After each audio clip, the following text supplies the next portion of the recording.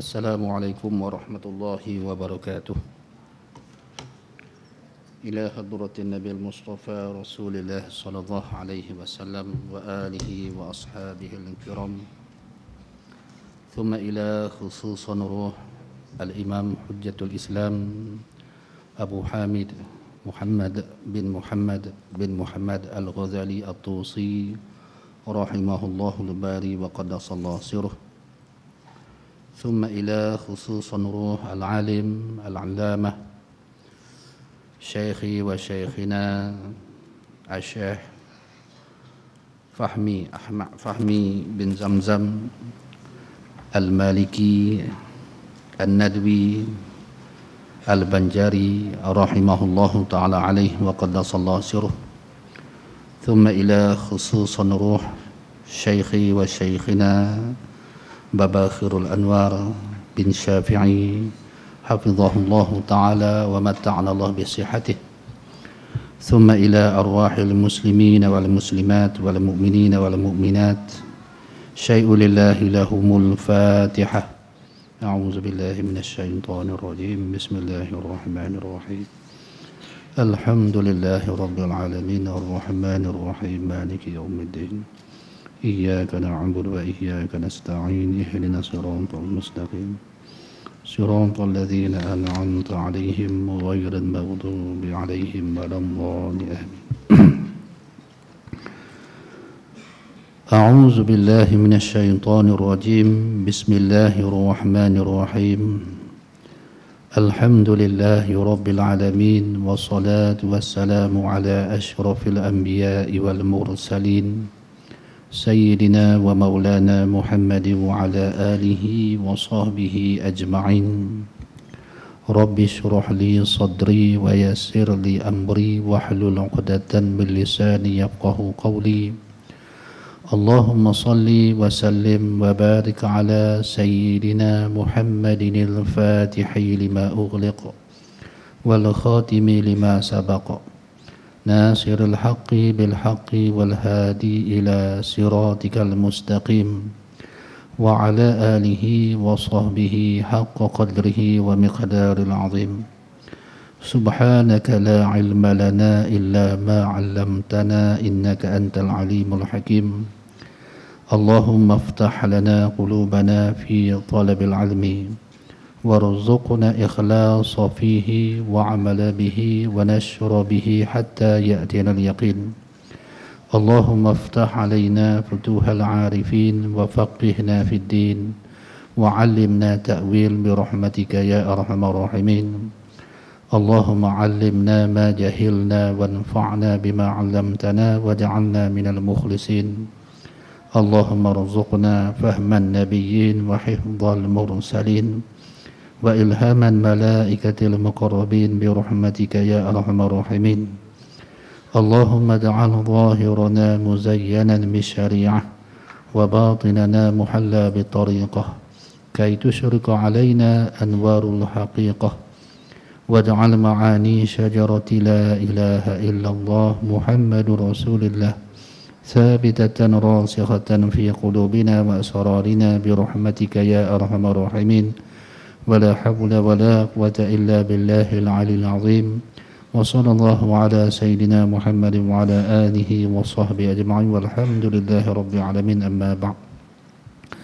Alhamdulillah, syukur kehadrat Allah Subhanahu wa taala kerana memilih kita sama-sama hadir dan duduk di dalam majlis ilmu pada ketika ini.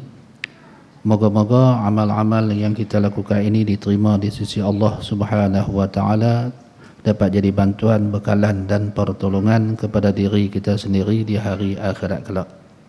Muslimin muslimat yang saya muliakan, sambung pengajian kitab Ayyuhal Walad karangan Al-Imam Hujjatul Islam Al-Ghazali rahimahullahu al-bari wa qaddasallahu sirruh, yang diterjemahkan oleh Al-Alim Al-Allamah Syekh Ahmad Fahmi bin Zamzam rahimahullahu ta'ala alaihi wa qaddasallahu sirruh. Sambung daripada pengajian kita yang lalu, muka surat 63. Ya, betul ya? Baik. Bismillahirrahmanirrahim. فقال مؤلف رحمه الله تعالى ونفعنا به وبعلومه وبركاته في الدارين آمين يا رب العالمين.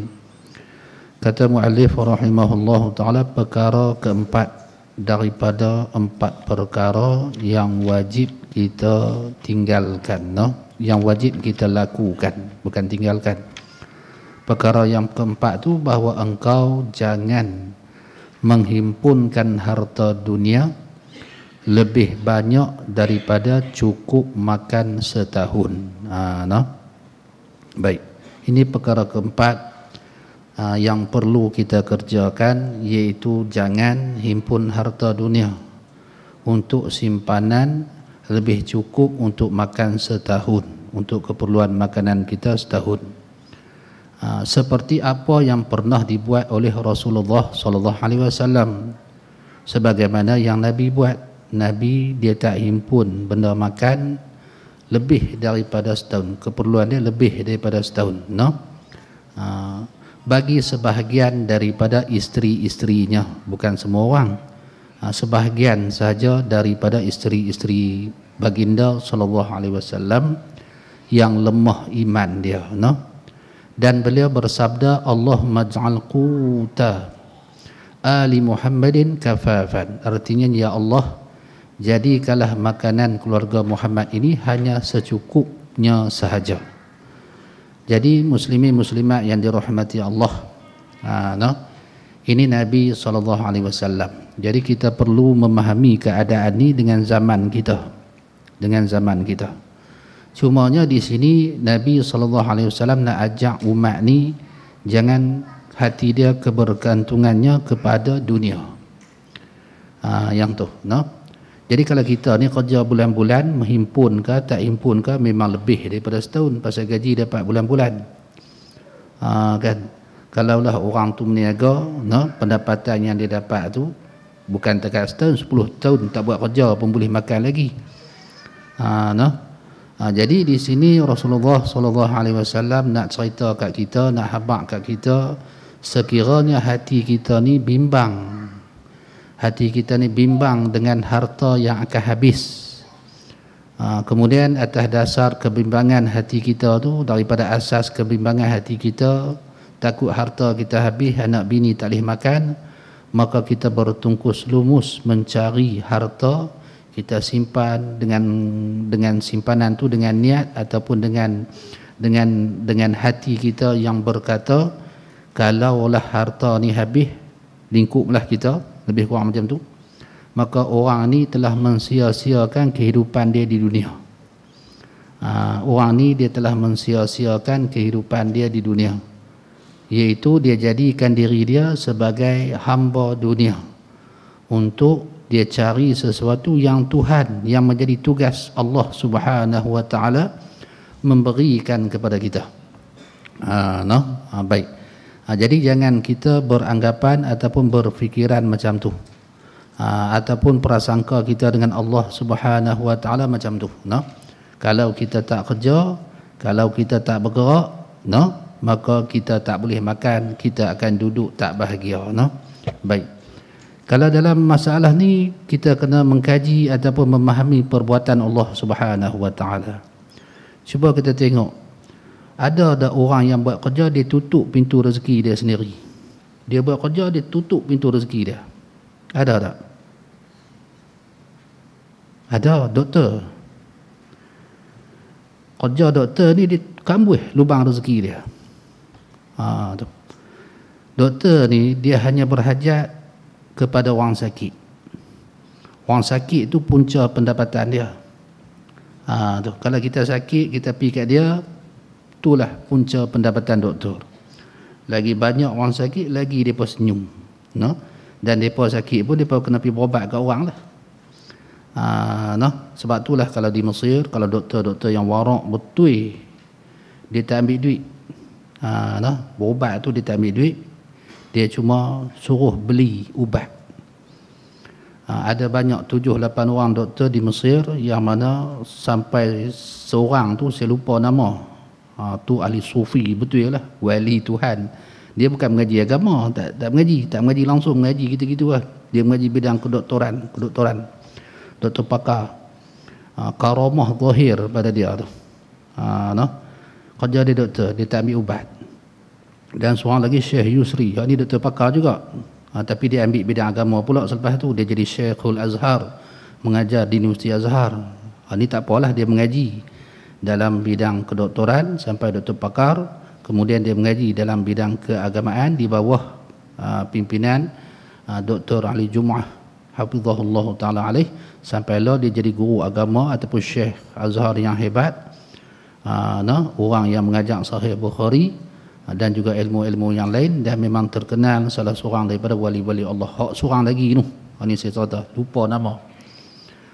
Rumah pun buruk, duit tak ada, nak buat rumah besar-besar. Orang berubat kat dia, dia tak ambil duit. Dia sudah berubat kerana dia berkhidmat kepada umat Nabi SAW. Duit dia tu dia dapat nak belanja anak bini, dia buat kerja lain. Kerja angkut sampah kadang-kadang, kadang-kadang cuci kereta dia cari tu. Adapun berubat ni dia tak ambil duit, dia hanya berkhidmat saja. Orang bayar duit ubat. Dia cek-cek penyakit tu, sakit ni, okey, bagi tulis kertas, pergi beli ubat sendiri.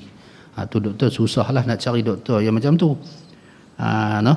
Zaman lah ni kalau ada 1 juta orang doktor, mungkin 3-4 orang saja yang macam tu. Yang lain tu duit lah. Tak ada masalah tu, dari segi hukum fiqh pun tak ada masalah. Tak ada haram apa halal hukum dia. Jadi doktor ni dia buat kerja kambuh lubang rezeki dia. Macam mana yang kata kambuh lubang rezeki dia, apabila kita pi kat dia, itulah punca pendapatan dia. Kemudian dia berubat kita sampai kita lega. Apabila kita lega, kita tak pi dah. Jadi apabila kita tak pi kat dia, kita tak pi cek kat dia, tertutup pintu rezeki dia.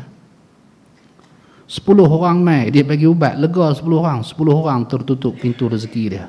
Tapi ada doktor mati kelaparan, tak cukup duit. Tu orang panggil Tuhan punya kerja. Kambuh bila rezeki ni macam mana pun Tuhan bagi, pasal Tuhan janji. Wa ma min dabbatin fil ardi 'ala Allahi rizquha tu. Dan tiap-tiap binatang ataupun tiap-tiap makhluk yang melata atas muka bumi ini, Tuhan jamin rezeki dia. Itu salah satu daripada apa yang kita dapat pandang dengan mata hati kita. Bab urusan rezeki tak payah duk bimbang, ada. Cuma kena faham kaedah ahli sunnah wal jamaah. Rezeki itu dijamin oleh Allah Subhanahu wa taala. Untuk kita dapatkan rezeki itu, dia ada 2 martabat. Yang pertamanya martabat ikhtiari, yang keduanya martabat tajrid. Tajrid ini dia berbuat amal ibadat, dia mendekatkan diri kepada Allah Subhanahu wa taala dengan dia mengajar, dengan dia berpuasa, dengan dia berzikir, dengan dia tahajud. Tuhan bagi rezeki dunia kat dia macam tu ya. Melalui tangan-tangan orang soleh. Macam tu guru. Guru dia kalau dia nak buat kerja pomen, dia nak pergi menoreh getah, dia nak kait kelapa sawit, mana boleh. Siapa nak mengajar? Pasal bukan semua orang boleh mengajar. Ustaz pasal apa tak mai malam ni? Saya pergi ambil upah basuh kereta. Pasal susu anak habis. Rasulullah pun berniaga sebelum Rasulullah jadi Nabi. Lepas jadi Nabi tak ada, Nabi tak buat kerja apa. Tapi Nabi kaya, bukan fakir. Orang ada kata Nabi ni fakir, salah tu. Tu fahaman Wahabiyah. Ada ahli sunnah wal jamaah, Nabi ni kaya raya, tapi Nabi tak ambil langsung. Contohnya Badui datang kepada Rasulullah sallallahu alaihi wasallam, minta Rasulullah beri kat dia sampai dia puas hati. Nabi hadiah kepada Badui itu 2 ekor unta tu penuh barang-barang. Orang miskin mana boleh buat macam tu. Tapi untuk diri Rasulullah tak ambil.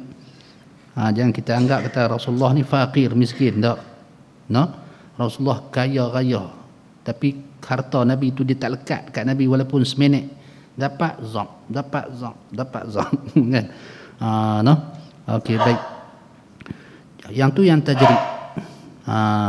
Orang-orang yang masuk dalam bidang agama, orang-orang yang Allah Ta'ala bagi ilmu kepada dia sehingga Allah Ta'ala paksa dia mengajar, menyebarkan dakwah, Tuhan akan beri kepada dia maqam tajrid.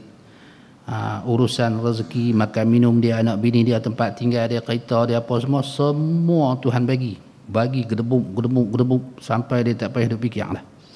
duit ringgit dia, dan dia pun tak bimbang kalau tak ada duit, dan dia tak rasa susah hati kalau tak ada duit, dan di dalam hati dia sikit pun tak ada kebimbangan masa depan dia, bini, anak-anak nak boleh makan apa, Tuhan cabut habis dah daripada hati orang-orang yang tajrid ini, melainkan yang ada hati dia, di dalam hati dia tu pandangan dengan ihsan Tuhan, penuh dengan pergantungan kepada Allah Subhanahu wa taala. Ni tajrid. Ni adik-adik yang duduk depan ustaz ni kena posah diri biar dapat macam ni. Jangan ada sikit pun dalam hati kita nak kerja, nak gaji bulan, tak payah hafal Quran, kemudian mengaji ilmu jadi alim, Allah uruskan sendiri.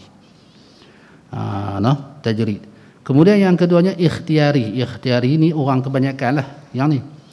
Jadi apabila kita nak duit, kalau orang tajrid ni dia akan dapat melintas saja. Raya ni anak aku nak pakai baju apa, tunggu lagi 5, 6, 7, 8 minit, 5, 6, 7, 8 jam sampai tu nak sambut raya ni macam mana, tunggulah sat saja, lintas saja dalam hati, sampai Allah Taala hantarkan. Adapun ikhtiar ni yang banyak pahala ni, yang senang masuk syurga ni ikhtiar.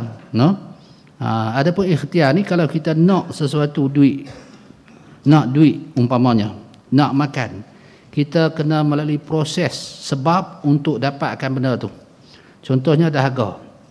Contohlah dahaga. Jadi proses untuk hilangkan dahaga apa dia? Kena cari ayak.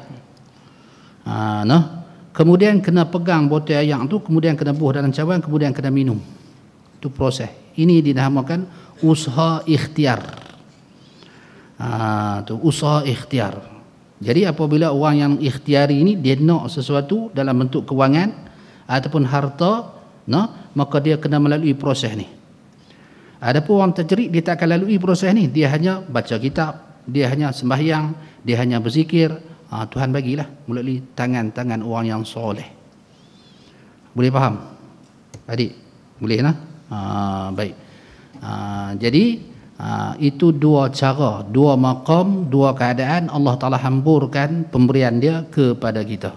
Sebab tu kalau orang tanya, kalau hafal Quran nanti nak kerja apa, tak ada tanya.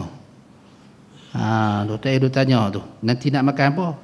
Orang yang hafal Quran, orang yang mengajar agama, dia makan lagi cepat kencing manis daripada kita buat kerja ni.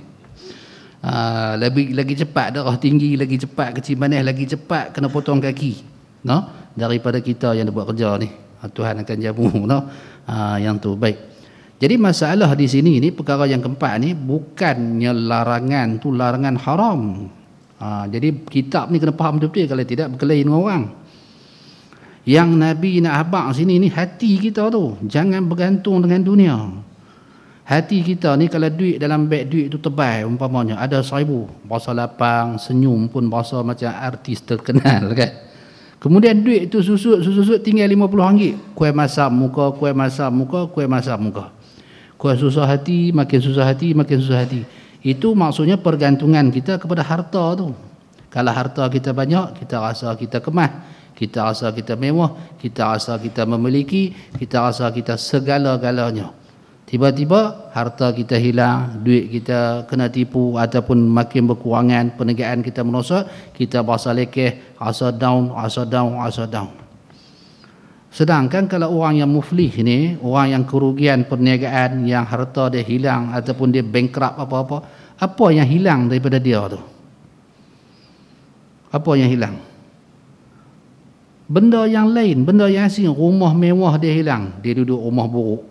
Kereta mewah dia hilang, dia naik kereta kancil. Duit banyak dalam bank dia hilang, dia tinggal duit sikit. Adakah mata dia hilang jadi buta? Tak buta. Telinga dia jadi pekak? Tak pekak. Akal dia jadi gila? Tak gila. Tubuh badan dia bertukar jadi kambing? Tak. Duk manusia macam tu. Tak ada apa pun yang hilang. Yang hilang tu harta. Lain. Tak ada kena-mengena. Harta tu tak akan dapat syurga. Harta tu akan hancur dengan berlakunya kiamat. Jadi Nabi nak suruh kita buang je ni. Apa khayalan dunia ni. Kalau kita berjaya buang khayalan dunia yang macam ni, barulah kita jadi hamba Tuhan yang sebenar. barulah kita rasa pemberian Allah Subhanahu wa taala. Baik. Jadi kaedah yang Rasulullah sallallahu alaihi wasallam bagi, hati kita jangan berhajat, hati kita jangan bernekat untuk himpun harta dunia ni sampai melebihi keperluan yang setahun. Kalau macam zaman kita kerja, dia akan jadi lebih. Tiap bulan gaji 7,000, lepas tu jadi 14,000. Adalah yang kita belanja, adalah yang kita simpan, adalah yang kita guna. Lama-lama dia akan jadi lebih, bukan takat cukup setahun, 10 tahun pun cukup. Cuma di sini hati kita tu, pemikiran kita, nafsu kita, janganlah kita jadi takut dengan harta dunia yang akan habis. Janganlah kita jadi tamak dengan harta dunia sehingga kita menganggapkan bahawasanya yang menjamin kebahagiaan kita ni daripada harta-harta dunia ni. Kemudian Rasulullah sallallahu alaihi wasallam mencontohkan diri Nabi. Rasulullah ni sampai Nabi berdoa, Allahumma ja'al quta ali Muhammadin kafafan. Rasulullah sampai ke tahap berdoa kepada Allah Subhanahu wa taala, minta Allah jadikan makanan untuk keluarga Nabi sallallahu alaihi wasallam cukup sahaja. Kalaulah isteri-isteri Nabi yang baru masuk Islam, memang Nabi simpan makanan untuk mereka. Adapun isteri-isteri Nabi yang dah kuat iman, Nabi tak simpan sikit pun makanan. Hak ini kira ini, perhabis ini, esok kira lain. Dan Nabi SAW tidak mempersiapkan makanan cukup setahun ini bagi ke semua isterinya. Untuk isteri-isteri Nabi SAW bukan semua yang Nabi simpan makanan untuk cukup setahun, tetapi hanya bagi mereka yang lemah imannya saja, isteri-isteri yang lemah imannya. Pasal perempuan ni sajalah kan. Adapun isteri-isteri yang kuat iman, maka Nabi SAW hanya mempersiapkan baginya makanan untuk sehari setengah saja. Sehari setengah, maksudnya hari ini ada sampai ke esok setengah hari, lepas tu kena cari lain. Itu yang dimaksudkan di sini. Jadi muslimin muslimat yang dirahmati Allah, daripada perkara yang keempat ni, janganlah pergantungan kita kepada harta dunia. Sebaliknya pergantungan kita kepada Allah Subhanahu wa taala. Kita bergantung dengan Allah bukanlah untuk dapat harta dunia yang banyak. Kalaulah kita bergantung kepada Allah, kita nak minta kepada Allah supaya Allah Taala bagi kita jadi kaya raya, macam Datuk Alif Syukri ke ataupun siapa-siapa, tu tak berguna juga. Kita minta, kita bergantung kepada Allah Subhanahu wa taala supaya kesekalian kehidupan kita ni mendapat rahmat dan kebaikan di sisi Allah. Apabila kita mendapat rahmat, kebaikan di sisi Allah, dan ada sebahagian juga mengatakan keredaan Allah Subhanahu wa taala, ini sebenar-benar bahagia dalam dunia. Sebenar-benar kebahagiaan di dalam dunia ni habis. Kemudian kata muallif rahimahullah taala, nasihat ke-25, penutup dan doa. Nak hatam lah, ada kami golek malam ni. Hatam kitab. Baik, penutup dan doa. Wahai anakku yang tercinta, sesungguhnya aku telah tuliskan dalam warqah ini, dalam kertas ini, yang engkau kehendaki. Apa-apa yang kau tanya tu aku tulis semua, kata Imam Ghazali. Maka sayugia sepatutnya engkau mengamalkan dengan isinya. Yang sepatutnya apabila kita mengaji kitab ni, kita beramal dengan sekalian isi-isi kandungan dalam kitab ni. Kerana apa? Yang nak dilihat oleh Allah Subhanahu wa taala tu amal kita. Dan jangan engkau lupa dengan mengingati aku dalam doamu yang baik-baik. Jangan kita lupalah. Al-Imamul Ghazali pesan, jangan lupa doa untuk beliau. Ini sifat tawaduk Imam Ghazali. Adapun doa yang engkau tanyakan itu, adapun doa yang anak murid dia minta tu, maka carilah lafazan. Lafaznya di dalam kitab-kitab yang sahih, yakni di dalam kitab-kitab yang mengandungi hadis-hadis yang sahih. Dan bacalah pula doa yang aku tuliskan ini pada sekalian waktumu, khususnya selepas sembahyang. Ni doa terbaik untuk kita amalkan lepas sembahyang. Jadi pelajar hafallah doa ni. Doa ini ialah Allahumma inni as'aluka minan ni'mati tamamaha wa minal usmati dawamaha wa minal rahmati shumulaha wa minal afiyati khusulaha wa minal aishi arghadahu wa minal umri as'adahu wa minal ihsani atammahu wa minal in'ami a'ammahu wa minal fadli a'zabahu wa minal lutfi aqrabahu. Allahumma kullana wa la takun alaina. Jadi ustaz hafal doa ni selepas ustaz khatam kitab ni dengan Syekh Fahmi. Di pondok Ustaz Nan dulu. Jadi hafallah doa ni memang bagus. Iaitu maksudnya, ya Allah, aku memohon agar engkau daripada nikmat yang paling sempurna. Kita minta kepada Allah Ta'ala nikmat yang paling sempurna. Apa nikmat yang paling sempurna? Ma'rifatullah. Tuhan kurniakan di dalam hati kita ma'rifah dengan Allah, ma'rifah yang khassah orang panggil. Dan daripada pemeliharaan itu yang paling kekal, sentiasa kita di dalam pemeliharaan Allah Subhanahu wa taala daripada malapetaka, daripada dosa dan maksiat dan segala kecelakaan. Dan daripada rahmat itu, belah kasihan Tuhan itu yang paling menyeluruh, yakni di dalam seluruh kehidupan kita mendapat rahmat daripada Allah. Kita dapat jodoh, Tuhan bagi jodoh dengan rahmat Allah. Kita dapat makan, minum, duit apa semua melalui rahmat Allah. Yang tu baru selamat. Dan daripada afiah, ketenangan, keselesaan itu yang paling berhasil. Minta Allah Ta'ala kurniakan kepada kita afiah yang paling ulung, yang paling berhasil, yang paling tetap, yang paling kemah. Maksudnya hati kita sentiasa bertenang, bahagia, mengingati Allah Subhanahu wa taala di dalam apa jua keadaan kehidupan kita ni. Afiah. Dan daripada kehidupan itu yang paling senang, minta dalam kehidupan kita senang. Senang segala-galanya. Kalau kita nak bercuti, nak pergi Cameron Highland, Langkawi, senang. Apa maksud senang? Semua urusan-urusan kita nak bercuti itu membahagiakan kita. Kadang-kadang kita tengok apabila kita pergi bercuti kan, tempat nak pergi itu kemah, hotel sewa tu kemah, tapi laki bini masam. Pasal apa masam? Anak daripada atas feri sampai ke hotel duk teriak. Cuti apa macam tu? Merap yang merap ni kan, sak berak, pampers pecah lah, apa pula tape berselerak kan. Yang tu tak mau. Kita tak mau Tuhan layan kita macam tu apabila kita nak bercuti. Kita nak Allah Ta'ala layan kita dengan paling senang, mudah semua. Bahagia kan. Boleh berzikir tepi pantai. Contohlah yang Ustaz bagi. Tu senang. Bukan pergi melancung tu senang. Apa yang berlaku waktu kita melancung tu. Sonoklah pergi umrah kan, sonoklah buat umrah ataupun tawaf apa. Bukan waktu tawaf tu, bukan pergi umrah tu senang. Apa yang berlaku di sana tu kan. Ada seorang kawan Ustaz, nama dia Ustaz Abdullah. Ustaz Abdullah ni dia orang yang kuat baca Quran. Dia hatam Quran 4 hari sekali, hatam 4 hari sekali akan hatam Quran. Ustaz biasa tawaf dengan dia kan, orang tengah ramai tu sat saja pegang tangan dia jalan. Dia menyelik setengah orang tu macam belut. Kita duduk belakang dia tak rasa orang belah ni. Tu senang. Kemudian nak pergi berdoa di Multazam tu, tadi orang duk berebut, nampak ketat pipi, mana pergi orang rasa kosong saja, doa sampai puas. Tu senang. Kita minta Tuhan melayan kita sampai macam tu. Faham?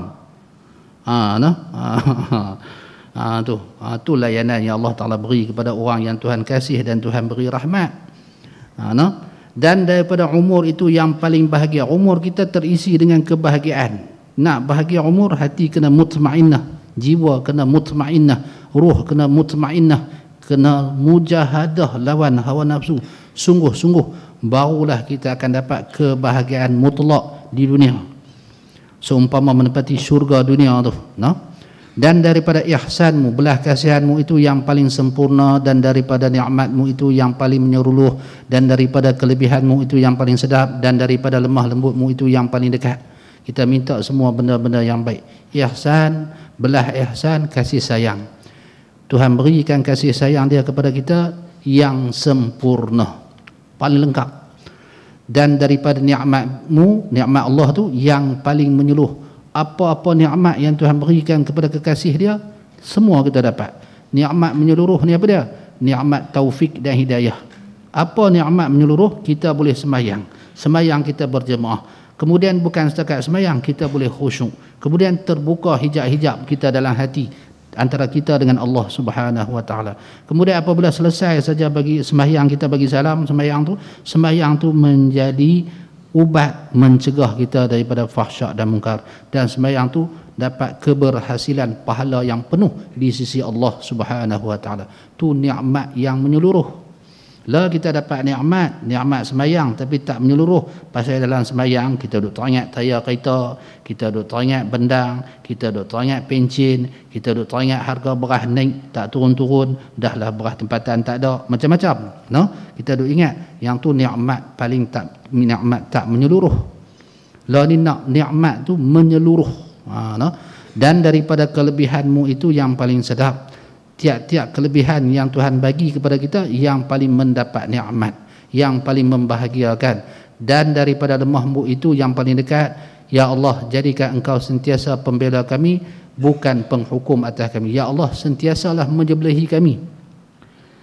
Bukanlah engkau ni menghukum kami apabila kami melakukan dosa, janganlah azab kami. Sebaliknya, bukakan pintu taubat kepada kami. Apabila kami melakukan ketaatan, maka terimalah ketaatan kami yang kami lakukan. Tu maksud, jadikan engkau sentiasa pembela kami, bukan penghukum ke atas kami. Yakni Allah Ta'ala letakkan kita di atas jalan kebaikan selama-lamanya. Duk jalan yang betul. Kalau ada puak berselisih, satu puak lagi berselisih, kita duk jalan yang betul, duk puak yang betul. Yang tu maksud pembela kami tu. Baik. Kemudian Allah makhtim bi sa'adati ajalana wa haqqiq bi ziyadati amalana wa qrin. Ada sebagiannya waqrun. Tapi ini waqrin lah. Waqrin bil afiyati uduwana wa asalana waj'al ila rahmatika masirana wa ma'alana wa subub sijala 'afwika 'ala zunubina wa mun 'alaina bi islahi 'uyubina waj'al taqwa zadana wa fi dinika jitihadana wa 'alaika tawakkulana wa i'timadana. Ya Allah, habiskanlah ajal kami dengan kebahagiaan, yakni husnul khatimah. Dan berikanlah kepada kami yang lebih baik daripada apa yang kami harapkan. Kita minta sesuatu, Tuhan bagi yang terbaik pada kita, bukan hak yang kita nak sesuatu tu. Pasal apa? Pasal Allah Ta'ala mengetahui sekalian perkara. Kadang-kadang sesuatu tu yang kita kendaki dia bukan baik, tak baik untuk kita, baik untuk orang lain, tapi kita berhajat juga kepada tu. Sebab tu kadang-kadang apabila kita berdoa ni, Tuhan tak bagi kat kita yang kita hajat. Sebaliknya Allah Ta'ala beri kepada kita yang kita perlu. Bukan diri kita tu kita nak yang ni, Tuhan tak bagi hak yang kita nak tu, pasal hak tu kita tak perlu. Allah Ta'ala beri sesuatu yang lain yang kita perlukan. Baik. Dan iringkanlah pagi dan petang kami dengan keafiatan, kebaikan, afiah. Dan jadikanlah kesudahan kami dan kemuncak cita-cita kami untuk mendapat rahmat-Mu. Letakkanlah di dalam hati kami satu tujuan, iaitu tujuan untuk mendapat rahmat-Mu, ya Allah. Kita minta Allah Ta'ala turunkan ataupun campakkan nur di dalam hati kita, yang mana hati kita hanya berhajat kepada rahmat Allah. Itulah cita-cita kita, itulah kebahagiaan kita. Pasal apa? Pasal di dalam hati ini fitnahnya banyak.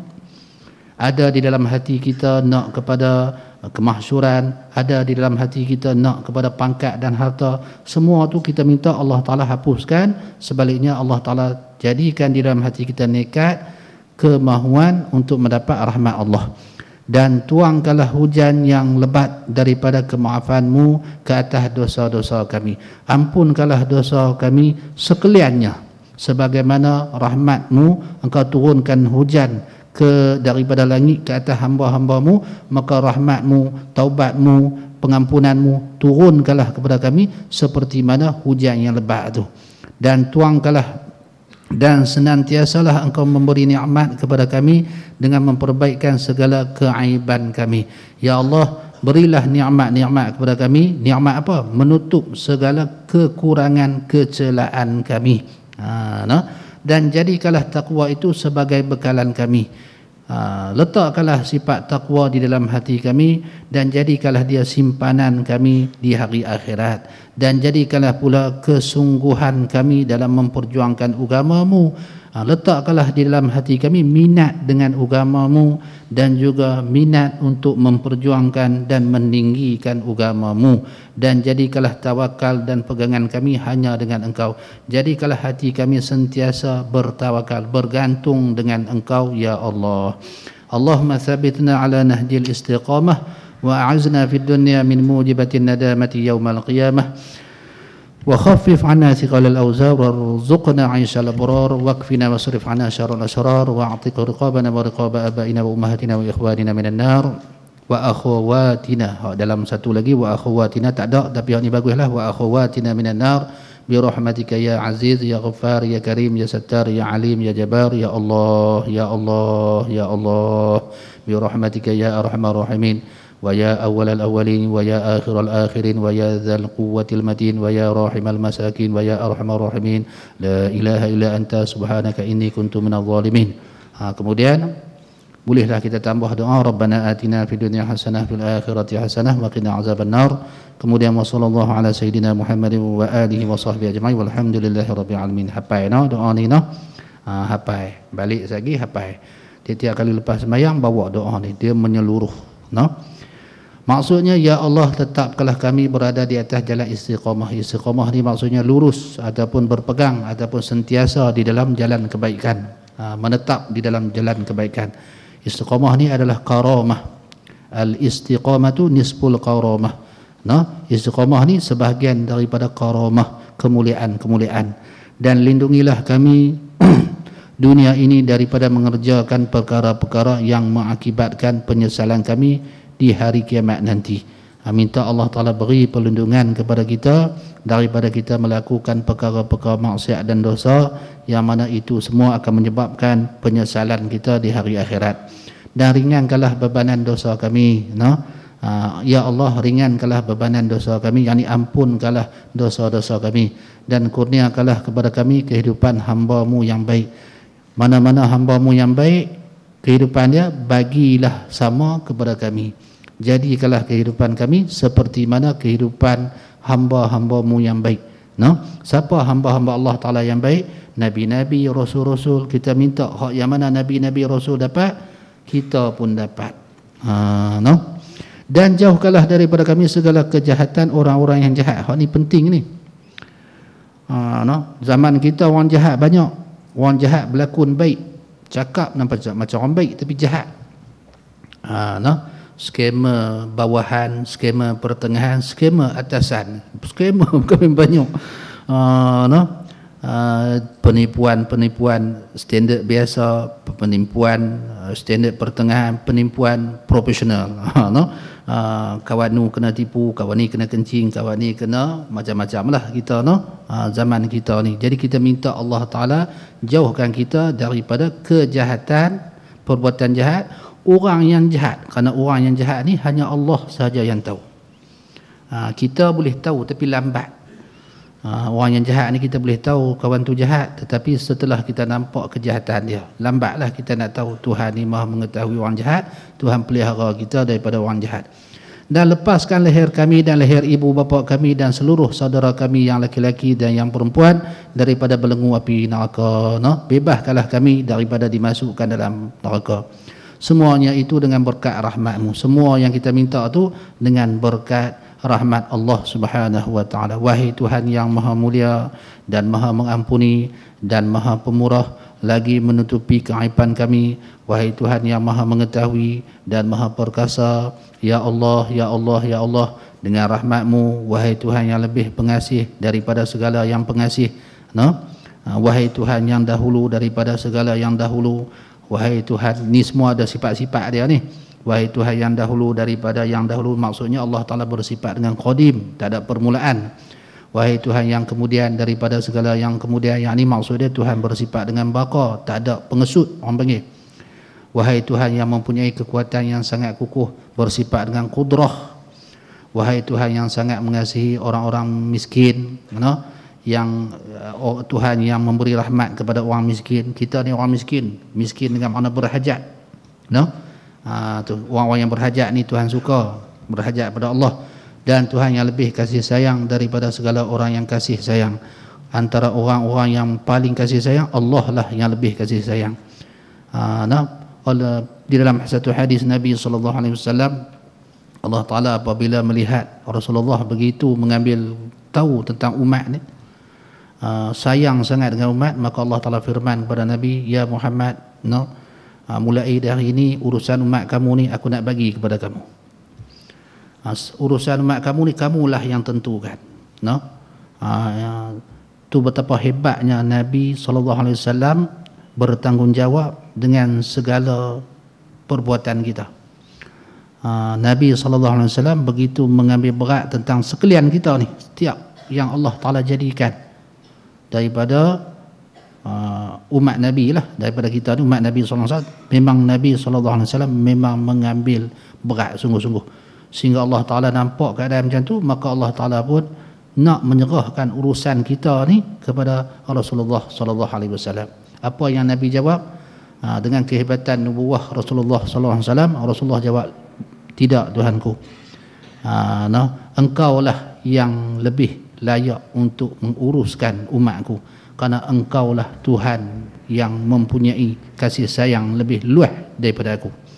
Yang ni aku ni ya Allah makhluk, dan makhluk ni tak sunyi daripada kelemahan. Walaupun Nabi SAW tu bersifat dengan maksum, Allah Ta'ala Tuhan yang qadim, yang bersifat dengan kesempurnaan, maha suci. Allah Subhanahu Wa Ta'ala ada sifat kekurangan, maka tilik pada situ Rasulullah SAW serahkan urusan kita kepada Allah Subhanahu Wa Ta'ala. Tuhan ni lebih kasih sayang daripada orang yang kasih sayang kepada kita. Kasih sungguh. Nanti di hari akhirat kita boleh tahu bagaimana sifat kasih sayang Allah Subhanahu Wa Ta'ala kepada sekalian hamba dia. Kalaulah kita jatuh di dalam kemudaratan, kita jatuh di dalam kesusahan, kita jatuh di dalam kemurkaan Allah dengan melakukan maksiat, dalam hati ini jangan tinggal satu benda. Apa dia? Orang yang paling sayang kat kita Allah. Jangan lupa tu.